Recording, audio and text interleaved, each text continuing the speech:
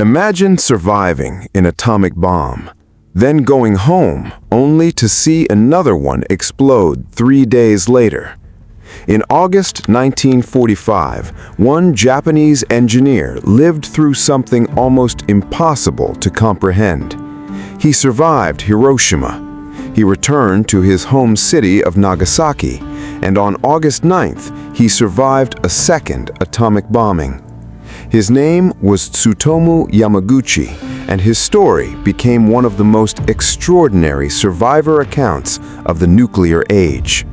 In the summer of 1945, 29-year-old Tsutomu Yamaguchi was an engineer for Mitsubishi Heavy Industries sent to Hiroshima on a temporary work assignment. By August 6th, his trip was nearly finished. He was preparing to head home to his wife and infant son in Nagasaki. He had no idea that before the day was over, he would witness one of the most destructive events in human history.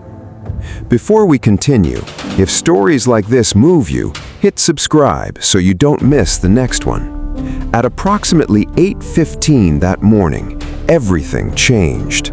The American B-29 bomber Enola Gay released the atomic bomb known as Little Boy directly over the city. Yamaguchi saw a blinding flash, then felt the blast throw him violently through the air. In seconds, Hiroshima was transformed. Buildings collapsed, windows shattered for miles, fire tore through what remained. Yamaguchi survived, badly burned and injured, suddenly trapped inside a city that no longer resembled the one he'd walked through minutes earlier. Yamaguchi spent that night in an air raid shelter alongside other injured survivors, exhausted and badly burned, but fixed on a single destination: home. The next morning, August 7th, he began the journey back to Nagasaki, to the wife and infant son waiting for him. He couldn't have known that the worst moment of his life wasn't yet behind him. Yamaguchi reached Nagasaki on August 7th, still injured, still burned. Yet on August 9th, he went back to work, trying to explain to his supervisor what he'd witnessed in Hiroshima, a single bomb erasing an entire city. To someone who hadn't seen it, the story sounded almost unbelievable. Then, at 11:02 that morning, Yamaguchi looked outside, and once again, the sky turned white. The second bomb, known as Fat Man, detonated over Nagasaki at 11:02 a.m. The flash, then the blast, tearing through the city around him, even as he sheltered inside a building. He survived again. 2 atomic bombs, 2 cities, 3 days apart. But surviving didn't mean escaping the aftermath. Nagasaki lay in ruins, and thousands upon thousands were dead, injured, or suddenly without homes.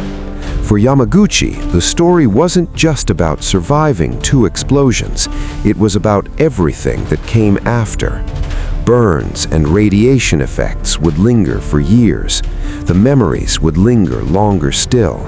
Around him, families had been torn apart, homes erased, entire neighborhoods gone. Survival, he came to understand, carried a quiet responsibility to remember what he had seen. Japan surrendered on August 15, 1945, and the war finally ended.